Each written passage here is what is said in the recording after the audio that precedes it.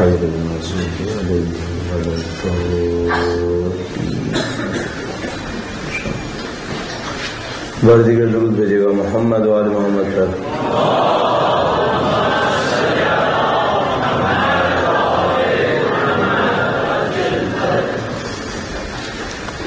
أعوذ بالله من الشيطان الرجيم. بسم الله الرحمن الرحيم.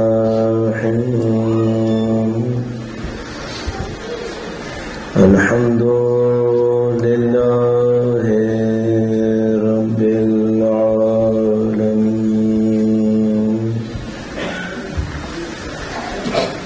والصلاة والسلام على سيد الأنبياء والمرسلين،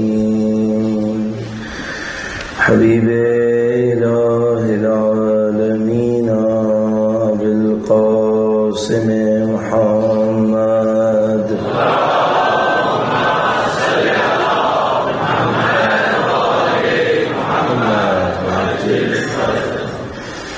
وعلى آله الطيبين الطاهرين، سيما بقية الله في الأراضين.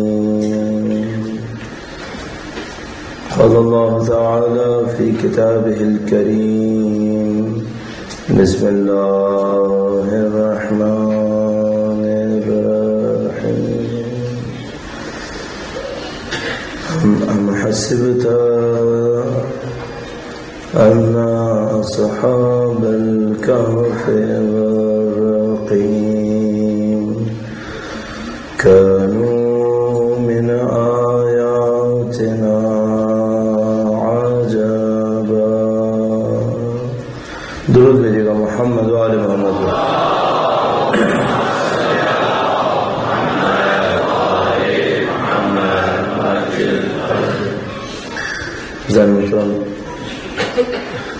عاشور کی دن سے اور ان لمحات سے انتہائی نزدیک ہو رہے ہیں.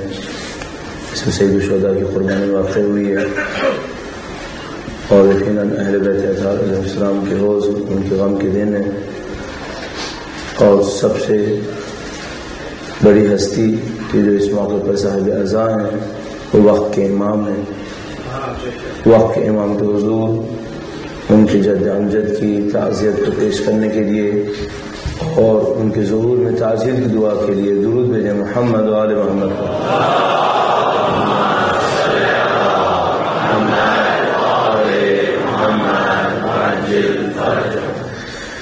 پروردگار عالم نے اہل بیت اطہار علیہ السلام کے ذریعے سے انسانوں کی ترقی، انسانوں کی تکامل اور در حقیقت انسان کو اس ہدف تک پہنچانے کا بندوبست کیا جس کے لیے کائنات خلق کی گئی تھی. پروردگار نے تمام مخلوقات میں سے بہترین مخلوقات کا انتخاب کیا اور مخلوقات نے اپنا سب کچھ اس ہدف پر قربان کرنے کا عزم کیا. جہاں تک ہمارے علم میں کوئی نبی ایسا نہیں ہے جس کی 11 نسلیں ایک کے بعد ایک قربان ہوں. یہ صرف اللہ کے رسول اور ان کی محترم صاحبزادی کا گھر ہے جہاں 11 نسلیں ایک کے بعد ایک دین کے دفاع کے لیے قربان ہوں.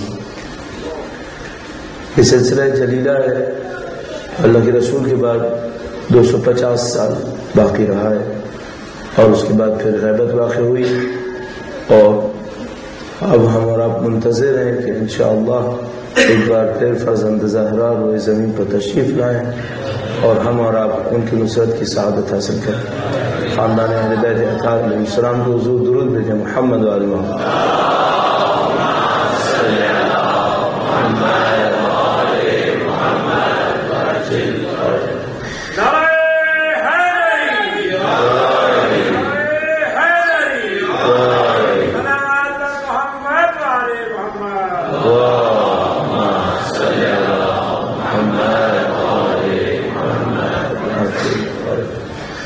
امام اول کے زمانے سے لے کر اب تک مسلسل ہمارے سامنے موجود ہے کہ اہل بیت اطہار علیہ السلام نے قربانیاں کس انداز میں پیش کی، ان قربانیوں کا محور کیا ہے،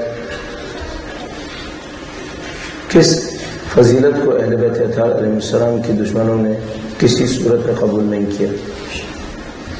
اہل بیت کی کچھ فضائل ایسے ہیں جن کو دشمنوں نے قبول کیا، عظمت اور مقام کے اعتبار سے بھی قبول کیا، اعتراف کے اعتبار سے بھی قبول کیا، اور کچھ ان کے مقام اور منصب ایسے ہیں جس کو دشمن نے کسی صورت میں قبول نہیں کیا اور اس کا مقابلہ کیا۔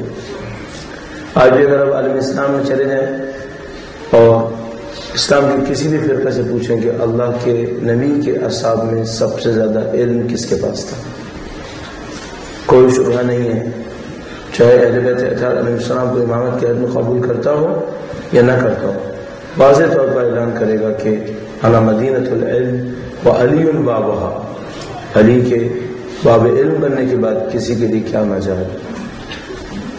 اگر کوئی پوچھے کہ اللہ کے نبی میں، نبی کے اصحاب میں کون تھا جو سب سے زیادہ تقوی، خشیت خدا، پرہیزگاری کے لیے مشہور تھا، کیا شبہ ہے کہ مولا امیر المومنین کی ذات مقدس وہ تھی کہ جنہوں نے تقوی اور پرہیزگاری کو آسمان تک پہنچا۔ امیر المومنین کا خطبہ حمام، امیر المومنین کی زندگی، ان کی سیرت طاہرہ سب کے سامنے موجود ہے۔ کسی سے بھی سوال کریں کون ہے اصحاب رسول میں جس نے سب سے زیادہ جہاد کیا، جس نے سب سے زیادہ کفر کے خلاف شمشیر چلائی، کوئی دنیا اعتراف کرے گی امیر المومنین کی ذات مقدس۔ لیکن جب آپ ان لوگوں سے کہیں گے کہ انہی امیر المومنین کی ذات کو نبی اکرم کے بعد حاکم کے طور پر انتخاب کریں، جانشین کے طور پر انتخاب کریں، وصی رسول کے طور پر انتخاب کریں، یہ وہ جگہ ہے جہاں پر یہ لوگ مخالفت دکھائیں، اور یہی وہ جگہ تھی جس کی خاطر اہل بیت اطہار علیہ السلام کو قربانی دی۔ اگر نبی اکرم کی سیرت طاہرہ پہ غور کریں تو آپ دیکھتے ہیں سب سے بڑا اعلان ظاہر کی جو اس سلسلے میں ہوا ہے وہ غدیر قوم کے مقام پر اللہ کے رسول نے ارشاد فرمایا، اور بہت آسانی سے کہہ سکتے ہیں کہ سب سے پہلی قربانی جو غدیر کے پیغام پر دی ہے وہ خود بی بی سیدہ سلام اللہ علیہ نے دی ہے۔ درود بھیجیں محمد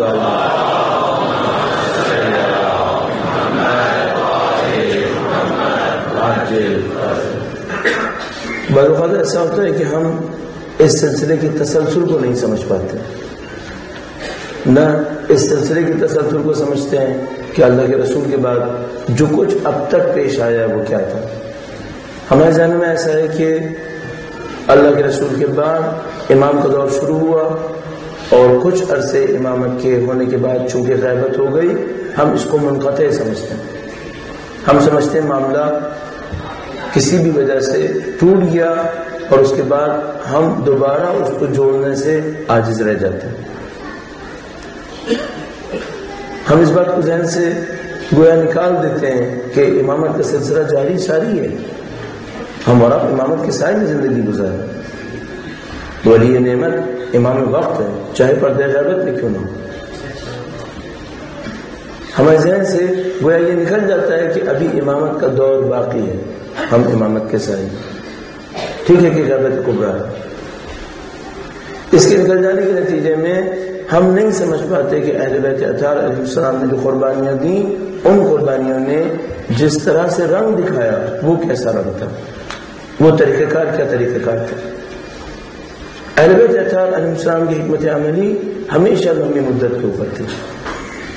اللہ کے نبی کے بعد جو حالات پیش آئے کبھی بھی اہل بیت اطہار علیہ السلام نے کم مدت کے لیے کوئی کام انجام نہیں دیا۔ کتنے ہی مواقع ایسے آئے ہیں جس میں اگر اہل بیت ایک لمحے کے لیے تھوڑا سا مسامحہ کرتے، جیسا کہ خلیفہ سوم کے انتخاب کے موقع پر شورا کے اندر پیش آئے، مولا سے پوچھا گیا کہ آپ قرآن سنت اور شیخین کی سیرت پر عمل کریں گے؟ فرمایا قرآن اور سنت پہ ہاں، لیکن شیخین کی سیرت پہ کیوں؟ کیا وہ ہم سے زیادہ اہل علم تھے؟ کیوں ان کی سنت پہ سیرت کے اوپر؟ اس موقع پر بننے والے خلیفہ ثالث سے پوچھا گیا کہ آپ کریں گے؟ انہوں نے کہا کہ ہاں کریں گے. اور بننے کے بعد نہ قرآن کے اوپر عمل ہوا نہ سنت رسول کے اوپر عمل ہوا. کہتے ہیں اگر مولا امیر المومنین ایک دفعہ کہہ دیتے ہاں کریں گے، اس کے بعد حکومت پر آتے اور جو مرضی آتی کرتے تو کوئی پوچھنے والا نہیں ہوتا. لیکن اہل بیت اطہار علیہ السلام نے گزشتہ حکام کی غلطیوں پر ایک دفعہ ہاں کہنے کے برابر بھی سر تسلیم خم نہیں کی.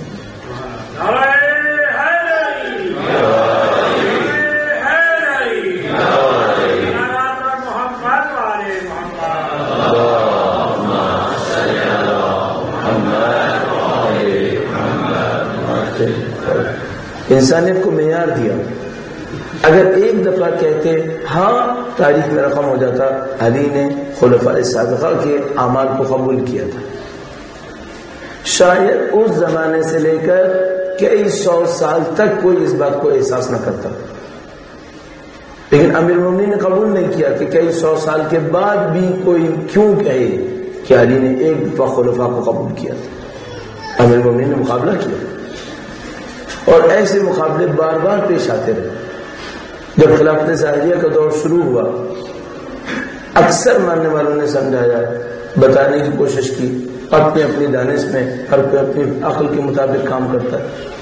آتے تھے مولا کے پاس، کہتے تھے مولا امیر شام کو برطرف نہ کیجیے گا، اگر آپ نے برطرف کیا یہ فتنہ شروع کرے گا. عبداللہ بن عباس نے آ کر کہا کہ اگر آپ 6 مہینے اس کو باقی رہنے دیں، 4 مہینے باقی رہنے دیں، آپ کی مرکزی حکومت مضبوط ہو جائے، اس کے بعد آپ شام کے حاکم کو برطرف کر دیجیے گا. آپ کی حکومت مضبوط ہو چکی ہوگی، پھر یہ کوئی سازش نہیں کر سکے گا. مولانا امیر المومنین نے فرمایا میں ایک لمحے کے لیے بھی ظلم کو برداشت نہیں کروں گا، ایک لمحے کے لیے بھی برداشت نہیں کروں گا. اگر برداشت کر لیتے تو کیا ان سے کوئی کہنے والا ہوتا کہ آپ نے کیوں کیا؟ یقیناً کئی 100 سال تک کوئی کچھ نہیں کہہ سکتا تھا. لیکن اہل بیت اطہار علیہ السلام نے ہمیشہ لمبی مدت کے لیے کام کو انجام دیا.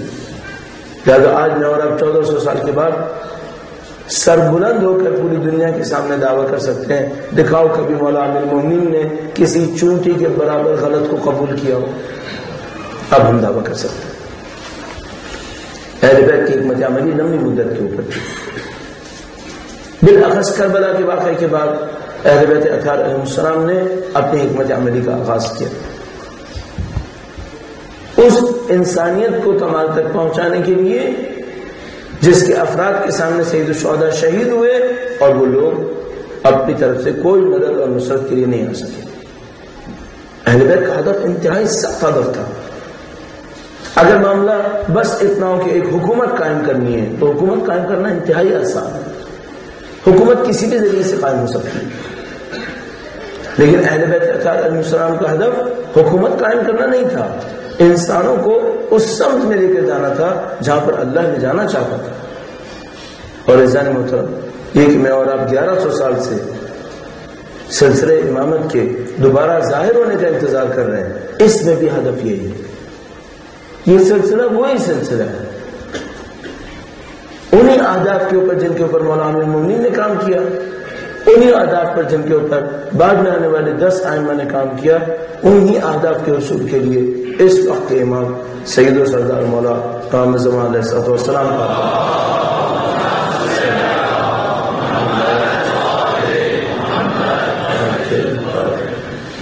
اسی کربلا کے پیغام کو پہنچانے کے لیے اب کا دور بھی موجود.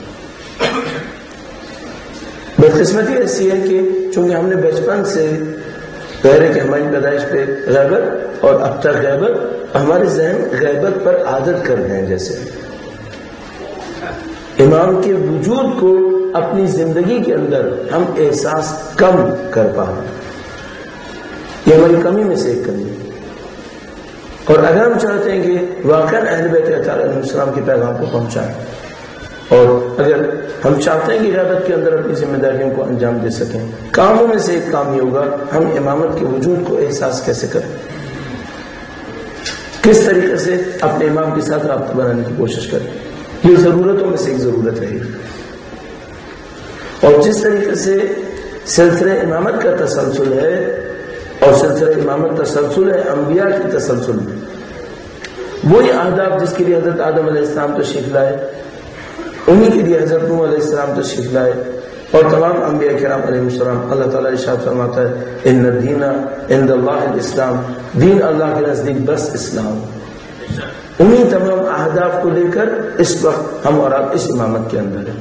اگر یہاں سے تسلسل ہے حضرت آدم سے لے کر اب تک، تو اپنے آپ سے ایک سوال کیجئے گا، باطل کا بھی کیا کوئی تسلسل ہے؟ یہ باطل کا کوئی تسلسل نہیں ہے۔ اپنے آپ سے سوال کبھی موقع ملے پورے سکون کے ساتھ کیجیے، باطل کا بھی ایک تسلسل ہے۔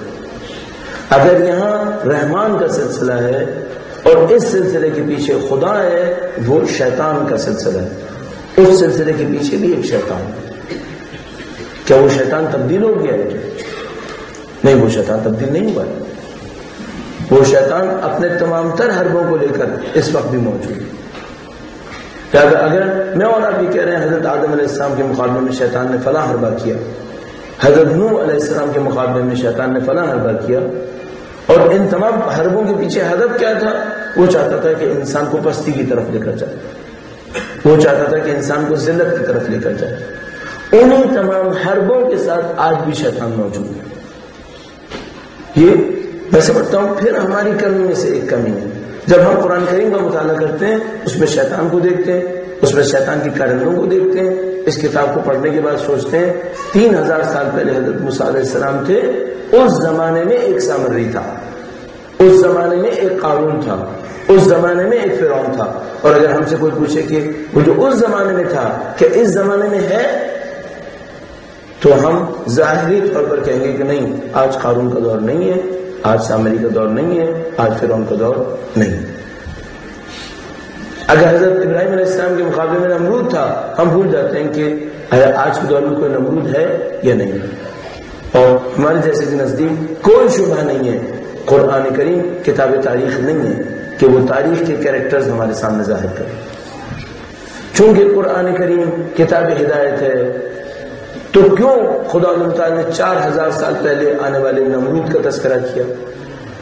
کیوں خدا تعالیٰ نے 3000 سال پہلے آنے والے فرعون کا تذکرہ کیا جس کا کوئی اثر بھی نہیں ہے؟ اور یہ تذکرہ اس لیے تھا کہ خدا تعالیٰ فرمانا چاہتا ہے کہ جو 4000 سال پہلے دشمن خدا آئے، ہم تمہارے سامنے بیان کر رہے ہیں، اپنے دور کے دشمن خدا کو تم خود پہچاننے کی کوشش کرو۔ اس دور کے نمرود کو ہم تمہیں بتا کے دیں گے کہ اس دور کے نمرود کون تھے، کیسے تھے، وہ کیسے سازشیں کرتے تھے۔ اپنے دور کے نمرود کو تم خود پہچاننے کی کوشش کرو۔ اس دور کے قارون ایسے تھے، اپنے دور کے قارون کو تم خود پہچانو۔ اب یہاں پہ جو ہمارے سامنے کاموں میں سے ایک کام ہے وہ یہ کہ ہم اہل بیت اطہار علیہ السلام کی ہدایت کی روشنی میں ان افراد کے اندر جو کردار چھپے ہوئے ہیں، ان کرداروں کو ڈھونڈنے کی کوشش کریں۔ بالکل ایسے جیسے سید الشہداء نے مدینے کے اندر اسی ضرورت کو دیکھتے ہوئے ارشاد فرمایا، مثلی لا یبایع مثلہ، میرا جیسا اس جیسے کی بیعت کبھی نہیں کرے گا۔ یہ بنیادی ترین جملہ ہے سید الشہداء۔ جیسے سید الشہداء نے فرمایا میرا جیسا اس جیسے کی بیعت کبھی نہیں کرے گا، ہمارے سامنے ایک چیلنج رکھ دیا، اور وہ چیلنج یہ رکھا کہ تم بتاؤ تم میرے جیسے ہو یا یزید کے جیسے ہو۔ پوری انسانیت کو دو گروہ میں تقسیم کر دیا کہ جو بھی تمہارے سامنے انسانیت آئے فوراً اس کے بارے میں سوچنا یہ مثل حسین ہے یا یہ مثل یزید ہے۔ اور یہی سوال آج کے دور میں اب بھی باقی ہے۔ میں سمجھتا ہوں ہماری غفلت یہاں پر ہے۔ ہماری غفلت یہ ہے کہ ہم نے یوں سمجھا ہے کہ وہ جو ابراہیم علیہ السلام اور نمرود کا مقابلہ تھا، اب وہ مقابلہ ختم ہو گیا۔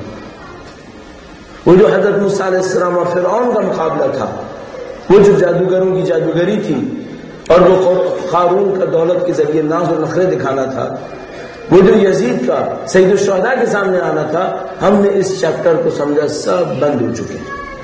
کیسے بند ہو جائیں گے؟ کیا شیطان مر چکا ہے؟ اور اگر یہ سب بند ہو چکے ہیں تو سلسلہ امامت کا ظہور کیوں نہیں ہوا پھر ابھی تک؟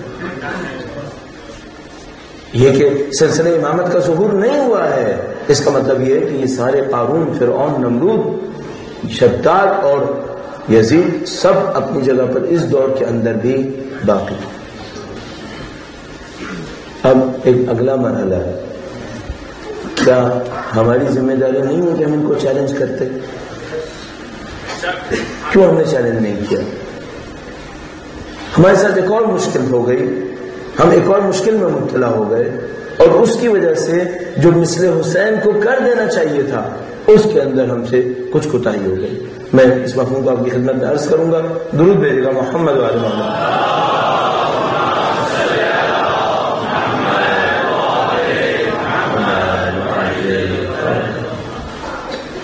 ہمارے ساتھ ایک بنیادی مشکل پیش آ رہی ہے، اور وہ یہ ہے کہ سید الشہداء نے مدینہ کے اندر پہلے معرکے کے اندر کہا مثلی اور مثل حسین، مثل حسین مثل یزید کا مقابلہ سید الشہداء نے کیا۔ ہم لوگوں نے کربلا کو یاد رکھا، امیر المومنین کو یاد رکھا، لیکن 1400 سال پہلے کی تاریخ سے نکل کر حال میں آ کر کوئی حکمت عملی نہیں بنی۔ آپ تصور فرما رہے ہیں ہمارے ساتھ کیا ہوا؟ ہم نے یہ کہا کہ یزیدیت مرد آباد، لیکن ہم نے اپنے آپ سے سوال نہیں کیا آج کے دور کی یزیدیت کیا ہے جو مرد آباد؟ یہ سوال ہم نے نہیں کیا۔ ہم نے کہا کہ حسینیت زندہ باد، لیکن نہیں پوچھا کہ آج وہ حسینیت کا پرچم کس کے ہاتھ میں رکھا ہوا ہے؟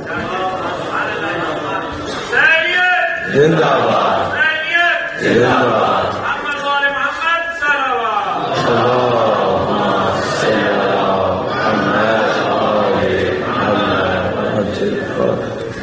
گویا ہم ان مسائل میں تاریخ سے کچھ سیکھنے کی کوشش کر رہے ہیں، لیکن جو کچھ تاریخ سے سیکھتے ہیں اس کو وہیں تاریخ میں چھوڑ کر اپنی زندگی میں پھر مشغول ہو جاتے ہیں، جبکہ ہماری ذمہ داری یہ تھی کہ ہم تاریخ سے سیکھتے، اس تاریخ کی روشنی میں اپنے حال کے اندر اس دور کے اندر دیکھتے آج یزیدیت کہاں پر ہے، آج نمرودیت کہاں پر ہے، اور آج فرعونیت کہاں پر ہے۔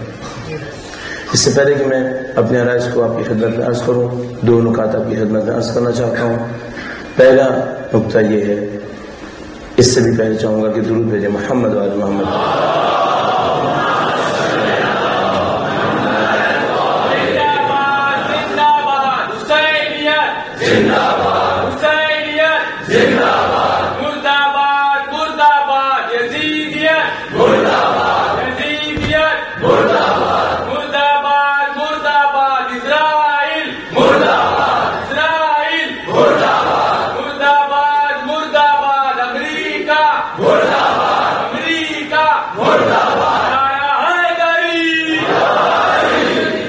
پہلا مطلب تو یہ کہ ہمیں پھر جگہ کی ضرورت ہے، اور آپ کو یہ جدوجہد کرنی ہے کہ کچھ تھوڑی بہت جگہ آپ بنا لیجئے تاکہ جو مومنین وہاں پر آ رہے ہوں وہ کہیں کھڑے نہ رہ جائیں۔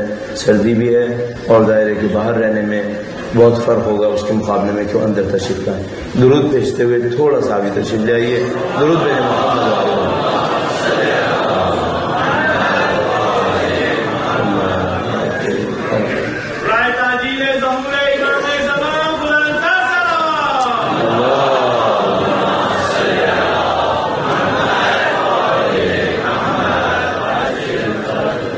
ایک بار پھر درود بھیجے گا محمد وعلی محمد۔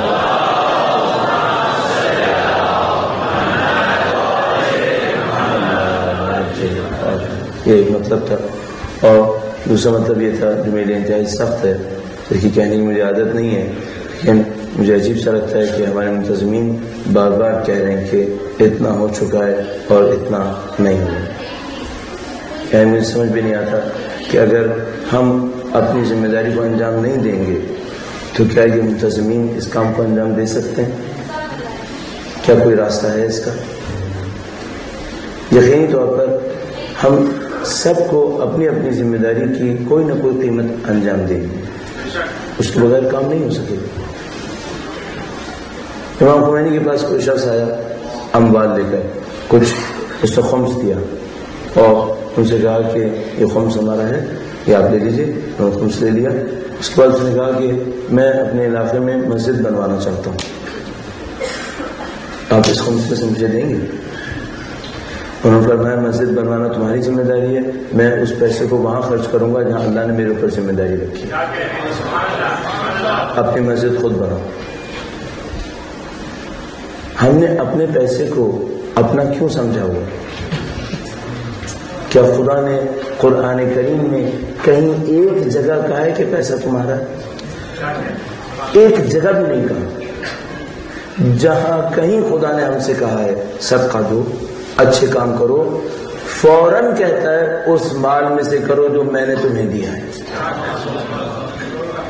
ہم لوگوں کے ذہن میں مالکیت کا ایک مصنوعی تصور ہے، اور یہ مصنوعی تصور اسی وجہ سے ہے جس کے کل 3 پیرامیٹرز میں نے آپ کی خدمت میں عرض کیے.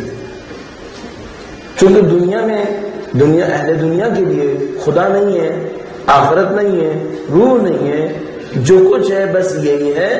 تو ان کے ہاتھ میں اگر ایک سکہ بھی آتا ہے تو وہ کہتے ہیں میرا ہے، اور میرا ہے تو میں کسی کو کیوں دوں. اللہ کے نظام میں ایسا نہیں ہے.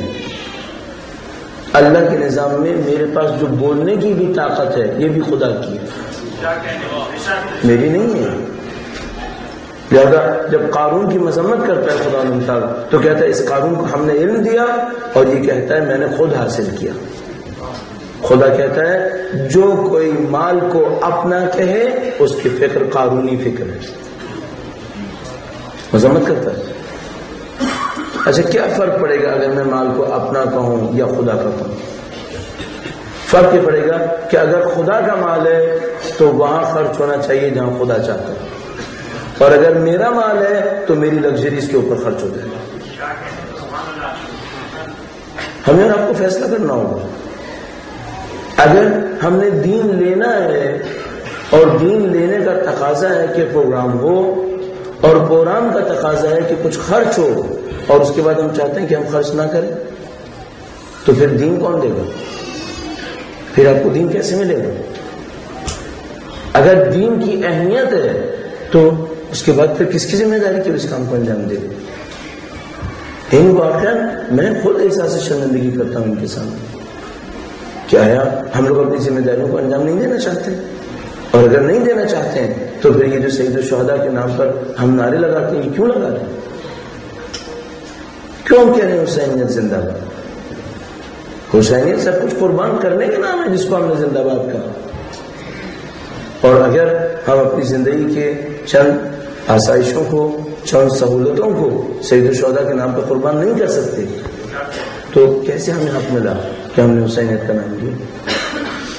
اعزاز محترم غور فرمائیے، یہ آپ کی ذمہ داری میں سے ذمہ داری ہے. اور میں سمجھتا ہوں کہ اس معاملے میں ہمارے بعض دوست احباب جو غربت سے دو چار ہیں وہ ہم سے کہیں بہتر ہیں. آپ یقین فرمائیے، میں اس کردو کے ایک علاقے میں گیا، تفصیل اس لیے عرض کر رہا ہوں تاکہ آپ کو احساس ہو. اس کردو دور افتادہ علاقہ، اسلام آباد سے اگر کوئی بس پہ جائے تو تقریباً 24 سے 26 گھنٹے لگتے ہیں. پہاڑیوں کے اندر مشتمل علاقہ، مومنین کے اوپر مشتمل، شاید 90% سے زیادہ مومنین ہیں، انتہائی دیندار، دین کو سمجھنے والے، قدیم زمانے سے دین کو سمجھنے والے. یہ سابقہ کشمیر کا علاقہ قرار پاتا ہے، گلگت اور بلتستان. بلتستان کے اندر اسکردو ہے. اسکردو سے کچھ فاصلے پر ایک گاؤں میں گیا، وہاں پر پاکستان کے مختلف شہروں سے آئے ہوئے جوانوں کا ایک کیمپ ہو رہا تھا، اور اس کے اندر تقریباً 250 کے قریب بچے آئے ہوئے تھے. 250 بچوں کی مہمانی ایک گاؤں کا امام بارگاہ کر رہا تھا. 250 بچوں کے مہمان بنے ہوئے، ان کے مہمان بنے ہوئے. اتنا بڑا امام بارگاہ اور اتنے بڑے اس گاؤں کے لوگوں کے دل تھے. جب میں نے امام بارگاہ دیکھا، اتنا عظیم الشان امام بارگاہ، میں نے پوچھا کہ یہ اتنا بڑا امام بارگاہ یہاں کیسے بنا اور کیوں بنایا گیا اتنا بڑا امام بارگاہ؟ گاؤں کی کل آبادی، میرا اپنا ہی خیال ہے، کل جو گھر گاؤں کے اندر تھے شاید 70 80 یا 100 ہوں گے، میرا اپنا ہی خیال ہے. یعنی اگر میں بہت زیادہ بھی کہوں تو 150 نہیں ہونے چاہیے، قطعاً نہیں ہونے چاہیے. اتنے سے علاقے کے لیے اتنا بڑا امام بارگاہ جس میں 250 بچے رکے ہوئے تھے. میں نے مجھے اتنا بڑا امام بارگاہ کیوں بنا ہے؟ انہوں نے کہا کہ عاشور کے دن ہمارے یہاں سارے گاؤں کے اطراف سے لوگ یہاں پہ آتے تھے. ہماری مسجد امام بارگاہ بہت چھوٹا تھا اور وہ لوگ کبھی سردی میں باہر کھڑے ہوتے تھے, ہمیں بہت شرم آتی تھی. ہم نے امام بارگاہ بڑا بنایا. میں نے ان سے پوچھا کس نے امام بارگاہ بنانے میں آپ کی مدد کی, کس گروپ نے آپ کو ڈونیشن دی؟ کہا مولانا صاحب خدا شاہد ہے ہم نے ایک پیسہ گاؤں سے باہر سے نہیں لیا, ایک پیسہ بھی گاؤں سے باہر سے نہیں لیا. میں نے کہا کہ پھر آپ نے اتنی بڑی بلڈنگ کا خرچہ گاؤں کے غریب لوگوں سے کیسے نکلوا دیا؟ انہوں نے کہا کہ ہم نے امام بارگاہ کا خرچہ نکالا, گھروں کی تعداد کے اوپر تقسیم کیا اور لوگوں سے کہا کہ اگر تمہیں دین کے نام پہ بلڈنگ بنانی ہے یہ خرچہ دینا ہوگا, فیصلہ کر لو بنانی ہے نہیں بنانی. کیا نہیں مولانا صاحب گاؤں کے ہر گھر نے کہا ہم اپنا حصہ دیں گے. میں نے کہا ان لوگوں نے دیا کیسے, یہ تو غریب لوگ ہیں. کہا مولانا صاحب کسی نے اپنی گائے بیچی ہے, کسی نے اپنی زمین بیچی ہے. عزیزان محترم, ان غریب لوگوں کے اندر دین کے نام پر اتنی غیرت ہے کہ وہ گاؤں کے باہر جا کے ہاتھ نہیں پھیلا رہے. کیا آپ کے پاس وسائل کی کمی؟ یہ سوال ہم کیوں نہیں کر رہے اپنے آپ سے؟ اگر آپ کو پتا ہے کہ آپ کے سینٹر کو ایسی ایک جگہ ہر سال چاہیے اور آپ کو پتا ہے کہ اس کے سوا کوئی چارہ کار نہیں ہے, کیوں جرات نہیں کرتے کہ اپنی جگہ ہونی چاہیے؟ کیوں اس کے لیے کوشش نہیں کرتے؟ اور میں پھر آپ کو یاد دلاؤں گا یہ کام ہم نے کرنے یا خدا نے کرنے؟ ہم نے صرف اٹھ کر ہمت کرنی ہے, کام باقی خدا نے کروانا ہے. ہمت دکھائیں, جرات دکھائیں اللہ کے دین کے نام پر. ایک اور واقعہ آپ کی خدمت میں عرض کروں گا کراچی سے, درود بھیجیے گا محمد علیہ وسلم.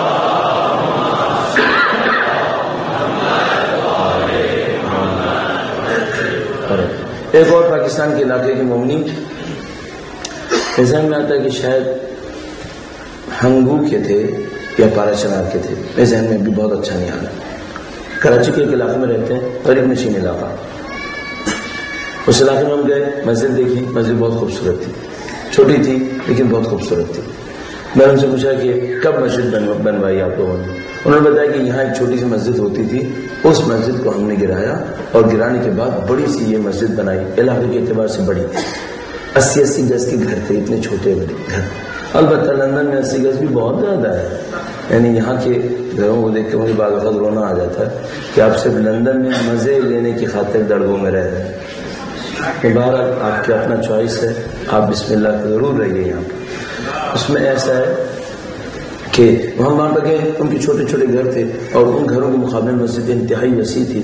میں نے ان سے پوچھا یہ مسجد آپ نے کیسے بنائی؟ کہا ہم نے پرانی مسجد گرائی اور نئی مسجد بنائی. میں نے کہا یہ ضرورت مندانہ فیصلہ کس نے کیا کہ پرانی مسجد گرا دینی چاہیے؟ انہوں نے ایک صاحب کو بلایا, بہت حسین بوڑھے, بہت نورانی آدمی. کہا اس کا نام حسن ہے, یہ ہماری مسجد کا مؤذن ہے, اس نے کیا. تو میں حسن صاحب سے ملا, بوڑھے آدمی, انتہائی نورانی آدمی, انتہائی مخلص آدمی. میں آپ کی خدمت میں ایک دفعہ عرض کیا تھا, مخلص آدمی جہاں کہیں گے خود دونوں ہاتھ سے پکڑ جائیں, دوبارہ شاید ملے شاید نہ ملے. مخلص کا احترام کریں, نہ اس کے نام کی وجہ سے, نہ اس کے کام کی وجہ سے, اس کے خلوص کی وجہ سے. مخلص کا احترام کرنا چاہیے. میں نے اس کا احترام کیا, میں نے کہا آپ نے بڑا کام کیا. آپ نے کیا کیسے؟ ہنسنے لگے, کہنے لگے کہ میں پتہ نہیں کب سے ان سے کہہ رہا تھا کہ یار مسجد چھوٹی ہے, یہ تم لوگوں کے لیے بہت چھوٹی ہے, اس کو گراؤ اور دوسری مسجد بناؤ, بڑی مسجد بناؤ. کہیں گے میں کہتے کہتے بوڑھا ہو گیا اور مجھے ڈر یہ تھا کہ کچھ عرصے میں مر جاؤں گا اور اس مسجد کو کوئی نئی نہیں بنائے گا, لہذا میں نے ان کو وارن کیا, یہ نہیں سمجھے. ایک دن میں نے مزدور بلائے, مسجد گرا دی. کہنے لگے کہ یہ لوگ آئے, انہوں نے خوب چیخم چلائی کی کہ حسن تم نے یہ کیا کر دیا, دیوانے تم نے جو مسجد تھی وہ بھی گرا دی. کہنے لگے میں نے ان سے کہا جب تک یہ نہیں گرے گی تم لوگ نہیں بناؤ گے. اب میں نے تمہاری مسجد گرا دی ہے, اب اگر تم نے دین کی غیرت ہے تو اٹھو اور مسجد بنا دو. کئی لوگوں نے مسجد بنا, آخر بن گئی مسجد. ایسا نہیں ہوتا. بجائے کہ یہاں پہ بھی کوئی حسن آئے اور جو رہی صحیح جگہ وہ گرائے، اس سے پہلے آپ اپنی جگہ بنا لیں. انشاءاللہ خدا آپ کو طاقت دے گا، خدا آپ کو برکت دے گا. آپ کا پیسہ خدا اپنے پاس سنبھال کے نہیں رکھے گا، آپ کو بڑھا کے واپس کرے گا.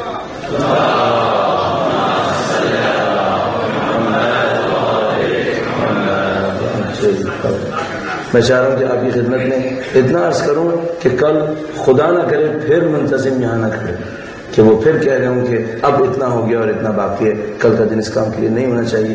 آج آپ کی طرف سے ہمت مردانہ ہونا چاہیے، اور آپ کی طرف سے بھی اور ہماری بہنوں کی طرف سے بھی اتنا ہونا چاہیے کہ انشاءاللہ یہ مشکل جو چھوٹی سی مشکل ہے مشکل پوری ہو، اور آپ کی ہمت کا اظہار ہونا چاہیے.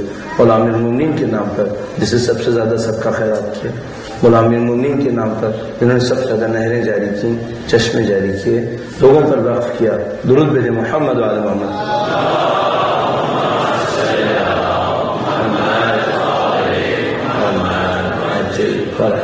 ایک بار پھر اور عزم درود بھیجے محمد وعلی محمد.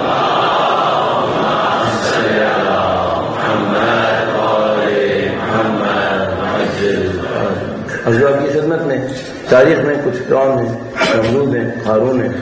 اللہ تعالیٰ ہمیں پیغام دے رہا ہے، ان کو پہچانو، اپنے دور کی فرعونوں سے لڑو. ان کو پہچانو، اپنے دور کی عزیز سے لڑو. اچھا، اگر ہم نے یہ کر لیا تو کیا ہوگا؟ زمین پہ عدل و انصاف ہوگا. یہ اللہ کا مشن ہے، زمین پہ عدل و انصاف ہو. کیوں خدا زمین پہ عدل پھیلانا چاہتا ہے؟ کیوں ظلم کو پسند نہیں کرتا؟ ظلم کو خدا ممتاز فرماتا ہے ہمارے نزدیک قطعاً اجازت نہیں، اور حتی شرک کو ظلم تعبیر کرتا ہے. بدترین گناہ شرک کہتا ہے یہ ظلم. کیوں خدا ظلم کو پسند نہیں کرتا؟ اس کو پتا ہے اگر پوری زمین کے اوپر ظلم رہے گا بندوں کی صفات نکھر نہیں سکیں گے، بندے بندوں کے غلام بن جائیں گے. جب بندے بندوں کے غلام بن جاتے ہیں، جتنا کچھ خدا نے ان کی ذات کے اندر رکھا ہوتا ہے کہ وہ بلندی حاصل کریں، کمال حاصل کریں، وہ سب دھرا کا دھرا رہ جاتا ہے. یہ جانوروں کی طرح زندگی گزار کے اپنی زندگیوں کو ختم کر دیتے ہیں. لہذا خدا چاہتا ہے وہ زمین کے اوپر عدل ہو، اور اس عدل کا وعدہ کرتا ہے. اور عزیزان محترم، اس عدل کے حصول کے لیے اللہ تعالیٰ نے امامت کو رکھا کہ وہ زمین کے اوپر تضمین رکھے کہ عدل قائم ہو. اللہ کے رسول نے خود قرآن کریم کی آیات میں اس بات کو ہمارے سامنے یقین سے کہا کہ اس زمین کے اوپر عدل ہوگا. صرف ایک مشکل ہے، اس میں کوئی شبہ نہیں ہے کہ مولا تشریف لائیں گے، اس میں کوئی شبہ نہیں ہے زمین پہ عدل ہوگا، اس میں کوئی شبہ نہیں ہے کہ آج لندن ہو، نیو یارک ہو، دنیا کا کوئی بھی کیپٹل ہو، ان سب کے اوپر پرچم اہل بیت لہرائے گا. اس میں کوئی شبہ نہیں ہے.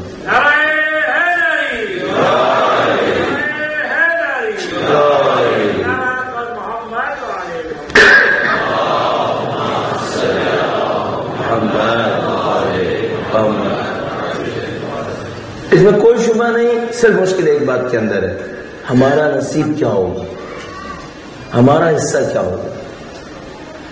یہ وہ چیز ہے جس کے لیے سارے پرچم عذاب بلند کیے کہ ہر دور میں حسینیت لوگوں کو زندہ کرے، لوگ امامت کی نصرت کے لیے آگے بڑھے. اصل غم اور رسا، غم اور گریہ جو سید الشہداء کی یاد میں رکھی گئی ہے، یہ بھی بہت معنی خیز ہے. کیوں اس تمام پروگرام کے اندر غم اور گریہ کا مفہوم رکھا گیا ہے؟ غم کا مفہوم رکھا گیا ہے، گریہ کا مفہوم رکھا گیا ہے، انسانیت کو دعوت کا مفہوم رکھا گیا ہے، تاکہ اگلی دفعہ کوئی اولاد حسین میں سے میدان میں تنہا کھڑا نظر نہ آئے. اگلی دفعہ ایسا نہ ہو. اور میں آپ کی خدمت میں عرض کرنے کی جسارت کروں گا، ایسا نہ ہو کہ ہم یہاں یا حسین کہتے رہیں اور وقت کا امام تنہائی کے عالم میں کھڑا. ایسا نہ ہو کہ ہم یہاں پہ کہتے رہیں کہ یا لیتنا کنا معکم فنفوز معکم فوزا عظیما، اور وہ وقت کا امام کہے کہ پھر میری نصرت کیوں نہیں کرتے. ہمیں اپنے آپ سے پوچھنا پڑے گا ہم امامت کی نصرت کیسے کریں. ہم نے عہد کیا سید الشہداء کے نام پر، سید الشہداء کے مصائب کو سن کے گریہ کیا ہے. گریہ صرف اس لیے ہے کہ جو تاریخ میں ہوا تھا اس پہ گریہ ہے اور باقی کوئی ذمہ داری نہیں ہے. نہیں، اس گریہ کے پیچھے ذمہ داری ہے. آپ 1400 سال پیچھے کی کربلا پہ گریا کریں تاکہ آگے کوئی حسین تنہا کھڑا ہو کر حل من الناس ینصرنا نہ کہے. اب تنہا نہ رہیں. پھر اپنے آپ سے ایک اگلا سوال کیجیے گا، میں نے اپنے امام کی نصرت کے لیے کیا کیا؟ کربلا کے میدان کے اندر لوگوں کو چیلنج دیا گیا، جس نے امام کی نصرت کرنی ہے وہ شہید ہوگا، اسے عزت ملے گی، جو نصرت نہیں کرے گا اسے عزت نہیں ملے گی. یہ چیلنج آج بھی ہمارے سامنے ہے. جو وقت کے امام کی نصرت کرے گا اسے عزت ملے گی، وہ شاید شہید ہو جائے لیکن عزت کی موت مرے گا. یہ جو آپ مسلم امہ کو پستا ہوا دیکھ رہے ہیں، یہ جو آپ دیکھ رہے ہیں کہ ہمارے ارادے ہمارے ہاتھ کے اندر نہیں ہیں، دشمنوں کے ہاتھ کے اندر ہیں. وہ ہمارے بچوں کو جانوروں کی طرح قتل کر دیتے ہیں اور ہم کچھ نہیں کر پاتے. یہ بے عزتی کی نشانی ہے. یہ اس بات کی نشانی ہے کہ ہم نے امامت کی نصرت کے لیے قدم نہیں بڑھایا. اگر ہم امامت کی نصرت کے لیے قدم بڑھا رہے ہوتے، حتی شہید ہو رہے ہوتے، تو ہم عزت سے زندگی گزار رہے ہوتے. شہادت شہادت شہادت شہادت شہادت شہادت شہادت شہادت شہادت شہادت شہادت شہادت شہادت شہادت شہادت حیدری. اب ہم کوئی پوچھے کہ ہم امام کی نصرت کے لیے کیا کریں؟ آپ اپنی زندگی میں سے دیکھیے، آپ اپنے امام کو کیا دے سکتے ہیں؟ آپ اپنی زندگی میں سے کیا ہدیہ کرنا چاہیں گے امام کی نصرت کے لیے؟ اور خدا تعالیٰ ارشاد فرماتا ہے لن تنالوا البر حتى تنفقوا مما تحبون. اگر میں اپنی فاضل چیزوں میں سے، باقی فالتو چیزوں میں سے دے کر امام کی نصرت کروں، یہ نصرت کے امام نہیں ہے. اگر نصرت امام کرنی ہے تو دیکھیے گا آپ کے لیے عزیز کیا ہے، آپ کس چیز کو پسند کرتے ہیں. جب آپ اس چیز کو اپنے امام کے راستے کے اوپر استعمال کرتے ہیں تب ہم یہ دعویٰ کر سکتے ہیں کہ ہاں ہم نے نصرت امام کے قدم اٹھایا. اب آج کے وقت کو احساس فرمائیے، کل ہم شب عاشور کے اوپر پہنچے ہوئے ہوں گے. آج شب تاسوعا ہے، 9 محرم کو تاسوعا تعبیر کیا جاتا ہے عربی اور فارسی. ایک لمحے کے لیے سوچیں، وہ جو سید الشہداء کی نصرت کرنے کے لیے آ رہے تھے وہ کیا کچھ دینے کے لیے آئے تھے. وہاں ایک قانون بنا تھا، اپنے لیے کچھ نہیں رکھیں گے، جو کچھ ہوگا حسین پہ قربان کر دیں. یہ قانون طے ہوا تھا. اگر آپ وقت کے امام کی نصرت کی بات کرتے ہیں، اگر ہم نے یہ سوچا ہے میں کیریئر امام کو نہیں لگاؤں گا، میں اپنی زندگی میں سے امام کو یہ نہیں دوں گا، یہ سب میرا ہے، فالتو وقت میں سے 1 گھنٹہ امام کو دوں گا، اس طرح کیسے نصرت ہو سکتی ہے؟ جو صحیح نصرت کرنے والے ہوں گے، میں ایک اسٹینڈرڈ بنانے کی اگر کوشش کروں، جو صحیح نصرت کرنے والے ہوں گے وہ دیکھیں گے میری زندگی میں سب سے قیمتی چیز کیا ہے، اس کو امام پہ لگاؤں گا. اور میں سمجھتا ہوں اگر کوئی جوان ہے، اس کی زندگی کا سب سے قیمتی عنصر اس کی اپنی صلاحیتیں، اپنی صلاحیتوں کو اپنے امام کے لیے لگا. یہ سوچے میرے امام مجھے کہاں دیکھنا چاہتے ہیں. بعض کے والدین اس بات کو قبول نہیں کریں گے، وہ اپنے طور پہ فیصلے کر رہے ہوں گے ہمارے بچے کو اپنے کیریئر کے طور پہ وہاں جانا چاہیے. کچھ لوگوں کی واقعی مجبوریاں ہوں گی، لیکن پھر بھی کچھ لوگ یقیناً ایسے ہوں گے جو صرف اس بات کے اوپر فیصلہ کریں گے ہمارے امام ہمیں کہاں دیکھنا چاہتے ہیں، اس کے اوپر فیصلہ کرتے ہوئے آگے بڑھیں اور پھر آپ کاموں کو انجام پاتا دیکھیں گے. میں نے پہلے بھی آپ کی خدمت میں عرض کیا، آخری 30 سال کے اندر کچھ قوموں نے بہت ترقی حاصل کی ہے سید الشہداء کے نام پر. کیوں ایسا ہوا کہ ہم اپنے ممالک کے اندر اور حتیٰ مختلف جگہوں کے اوپر اس عزت کے مقام کو حاصل نہیں کر پاتے؟ اس کی وجہ یہ کہ ہم نے دینے میں کمی کی، ہم نے بچے ہوئے میں سے دینے کی کوشش کی. اگر اصل زندگی میں سے قربان کر رہے ہوتے، اگر میری اولاد ہے اور میں یہ سوچوں کہ میں اپنی اولاد کو اپنے بڑھاپے میں کمائی کے لیے بچا کے رکھوں گا، یہ کیوں نہیں سوچا کہ میں اپنی اولاد کو اپنے امام کے لیے رکھوں گا؟ ہم نے اپنے بچوں کو بھی تعلقات میں اپنے امام تک نہیں پہنچایا. صرف کوشش کے لیے آپ کی خدمت میں عرض کروں گا، انسان محترم کوشش کر کے دیکھیے گا. ہم لوگ ہمارے خاندانوں کے اندر رسم ہے، مثال کے طور پر باپ اگر کوئی چیز لے کر آتا ہے تو ماں بچے سے کہتی ہے کہ بیٹا جاؤ اپنے باپ کا شکریہ ادا کرو۔ میں کہوں گا آپ کوشش کر کے دیکھیں، جب بھی آپ کو زندگی میں کچھ ملے اپنے بچے سے کہیں بیٹا اپنے وقت کے امام کو شکریہ کرو۔ دینے والا وہ ہے، ہم دینے والے نہیں ہیں۔ کیوں ہم نے اپنے بچوں کو اپنے امام کی طرف نہیں بھیجا؟ ہمارے بچوں نے یوں سوچنا شروع کر دیا کہ شاید ہمارے ماں باپ ہمیں پاک ہو۔ کیوں ہم نے اپنے بچوں کو نہیں سمجھایا کہ نہیں ہمیں بھی وقت کا امام پالنا، وہ ہے جو سب کچھ ہے۔ محبتوں کو ان کی طرف کیوں نہیں بھیجا؟ بچوں کے دلوں سے محبتوں کو ان کی طرف بھیجا۔ بچہ پریشان ہو کر آپ کے پاس آئے، آپ سے کیا مدد کرے، آپ کے میں بھرپور مدد کروں گا، لیکن تم دعا اپنے امام سے مانگو، کیونکہ وہ مدد کروائیں گے تو میں کروں گا۔ بچوں کو لے کے جائے اپنے امام کی سامنے، خود اپنے دلوں کو اپنے امام کی طرف لے کر جائیے، اور جب امامت کے اس مفہوم کو آپ اپنے اندر زندہ کریں گے تب آپ کے اور میرے اندر جذبہ اٹھے گا۔ ہم نے امامت کی محبتوں کو نہیں سوچا اس ذہن میں ہوتا، ہم امامت کی محبتوں کو درک نہیں کر سکے۔ اگر دشمنوں نے ان کو پردہ غیب میں رکھا تو گویا ہم نے بھی ان کو پردہ غیب میں رکھ دیا۔ کیا مبالغہ ہے اگر میں کہوں کہ جو میں سانس بھی لے رہا ہوں تو واسطہ فیض وقت کا امام ہے؟ کوئی مبالغہ نہیں، واسطہ فیض وقت کا امام ہے۔ اللہ کی تمام نعمتیں برکات وقت کے امام کے واسطے سے نازل ہوتی ہیں۔ ہم نے کیوں نہیں اس بات کو سمجھا؟ جب ہم امامت کو اس حد میں جا کر سمجھتے ہیں تب ہمیں اپنی زندگی ان کے لیے مخروض نظر آتی ہے کہ یہ قرض ہے جو ہمیں ادا کرنا ہے۔ اعزائے محترم، سید الشہداء کی شہادت کے ایام شاید نزدیک آ رہے ہیں اور فرزند حسین پردہ غیبت کے اندر مجھے اور آپ کو پکارتے ہوں گے۔ ایک روایت کے اندر کسی نے وقت امام کے حضور ایک توقیع بھیجی، ایک خط بھیجا اور کہا کہ مولا ہمیں اپنی دعاؤں میں یاد کیجیے گا۔ امام نے جواب لکھ کر بھیجا، اگر ہم تمہیں دعا نہ دیتے تو دشمن تمہیں کچل چکے ہوتے۔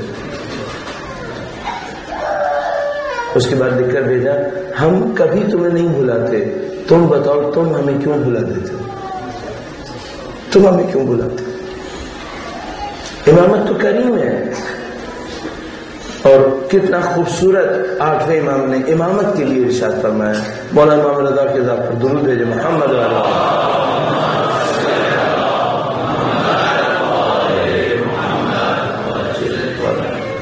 مولا آٹھویں امام سے کسی نے پوچھا مولا امام کون ہوتا ہے، امام کا منصب کیا منصب ہے؟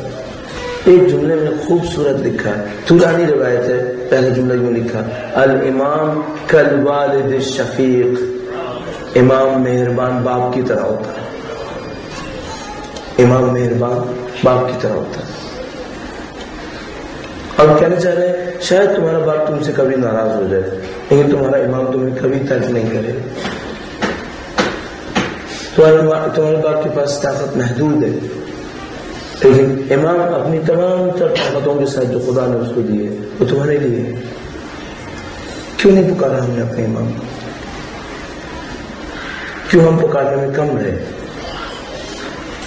اور عزیزان اس خاطر میں نے آپ کی خدمت میں عرض کیا، اصلی صاحب عزا وقت کا امام، اصلی صاحب عزا وقت کا امام۔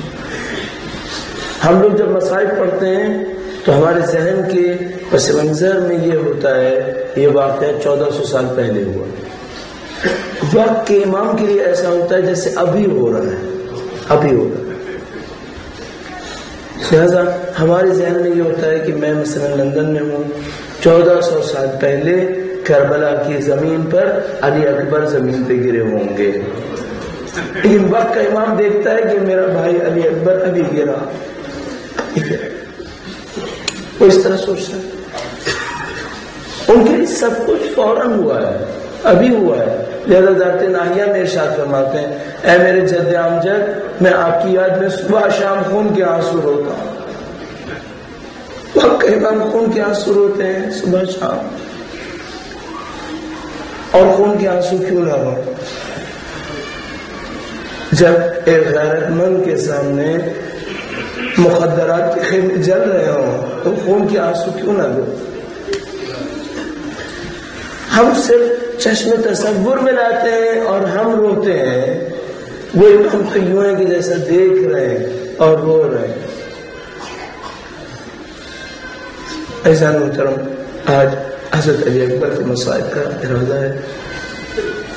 حضرت علی اکبر کی ذات کیسی ذات ہے؟ حضرت علی اکبر وہ ہیں کہ مدینے کے اندر لوگ باہر سے آ کر کھڑے ہو جایا کرتے تھے کہ جب اکبر گزریں گے تو ان کی زیارت کریں گے۔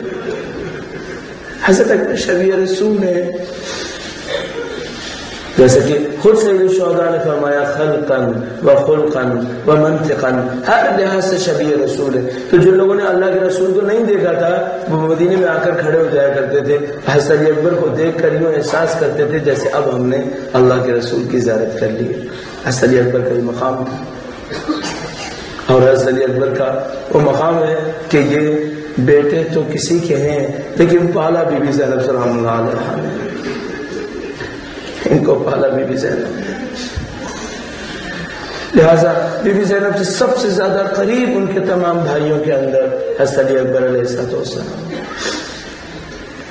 حضرت علی اکبر سب سے قریب تھے، اور حضرت علی اکبر بی بی زینب سے بھی قریب تھے، اور سید الشہداء کا گویا سایہ تھے، سید الشہداء ساتھ ساتھ چلتے تھے۔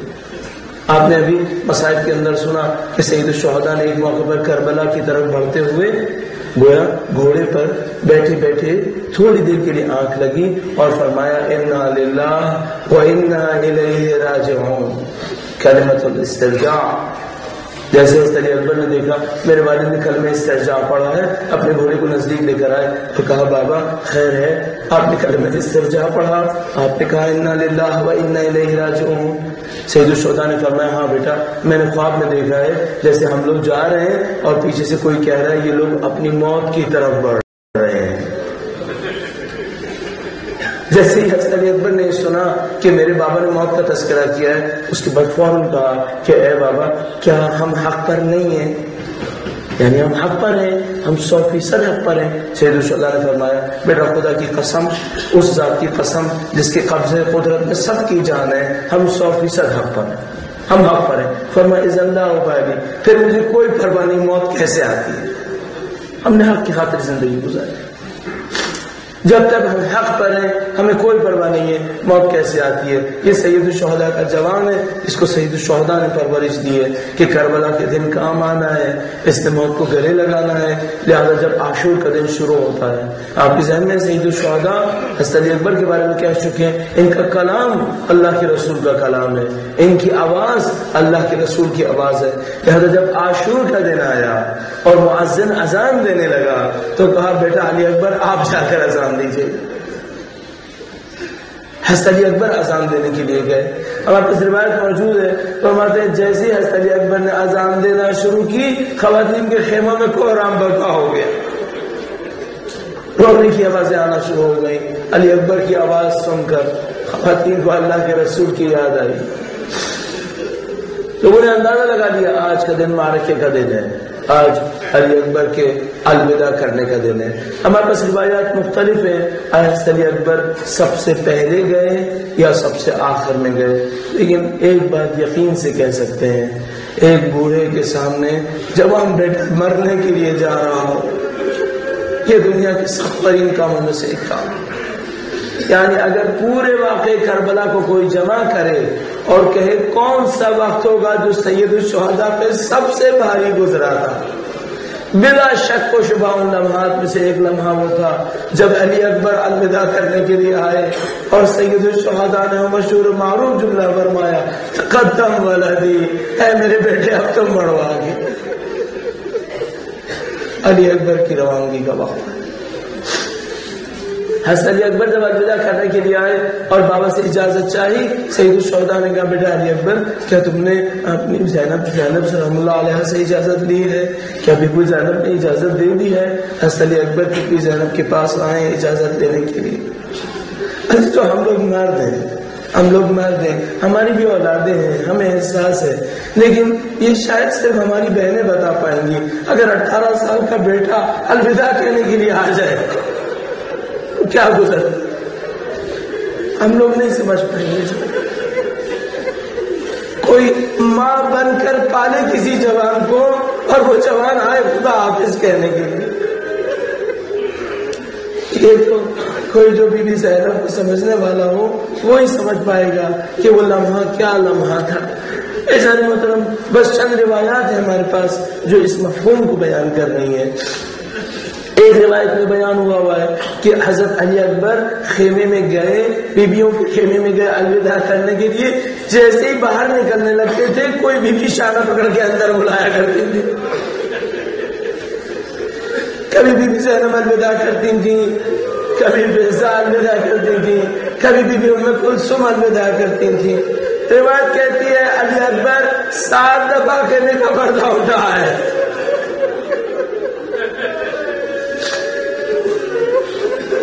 علامہ ذیشان درجواتی جید علماء میں سے ہیں, خدا ان کو جزائے خیر نصیب فرمایا اہل بیت کی خدمت کے اوپر. مصائب علی اکبر کے اندر ایک جملہ پڑھا کرتے تھے, بڑا نفیس جملہ ہے.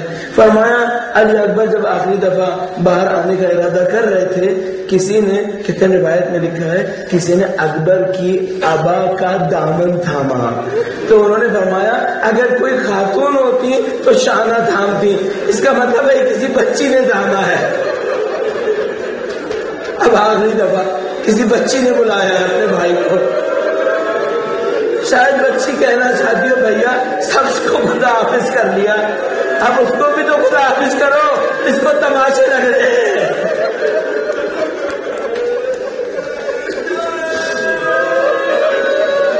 علی اکبر خیمے سے باہر آئے, کتنی نفیس تعبیر فرمائی ہے.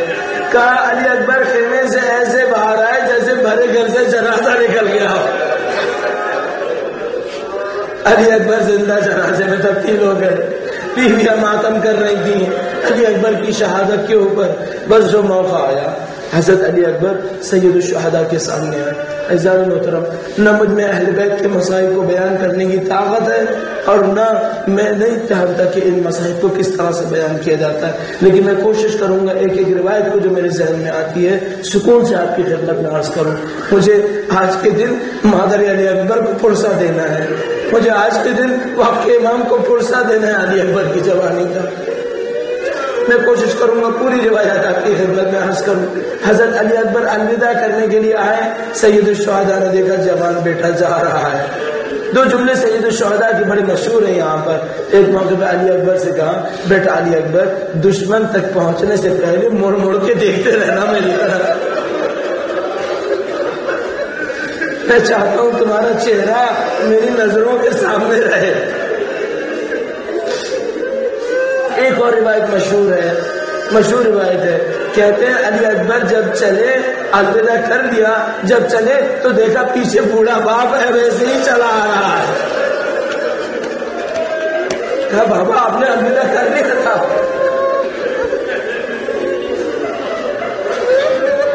سید الشہداء کیسے برداشت کرے.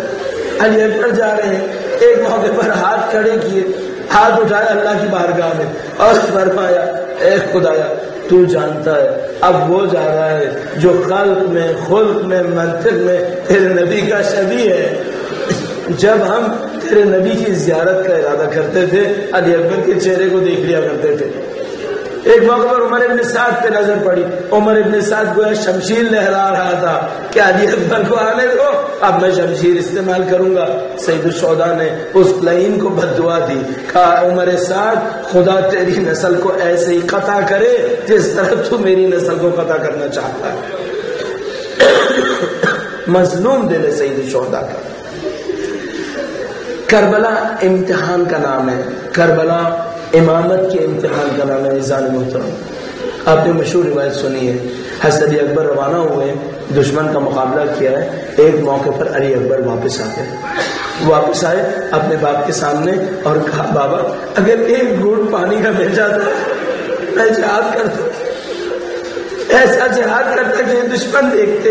فرمایا بابا اسلحے کی گرمی نے مجھے قتل کر دیا ہے, اب میرے اندر دم باقی نہیں ہے. سید الشہداء نے بس ایک جملہ ارشاد فرمایا, کہا علی اکبر جاؤ تمہارے نانا تمہیں سیراب کریں گے, علی مرتضیٰ تمہیں پانی پلائیں گے, تمہیں فاطمہ زہرا پانی پلائیں گی. علی اکبر ایک بار پھر روانہ ہوئے، دشمن کے ساتھ کارزار کیا. بس ایک موقع آیا جب حضرت علی اکبر زمین کے اوپر گرے. جو بھی گرتا تھا کہتا تھا مولا میری نصرت کو آئیے، جو بھی گرتا تھا وہ کہتا تھا امو میری نصرت کو آئیے. علی اکبر نے کہا بابا آپ کو میرا سلام ہو. یعنی علی اکبر کہہ رہے بابا آپ نہیں آئیے گا ورنہ دشمن یہاں موجود ہے، آپ میرے لاشے پہ ماں آئیے.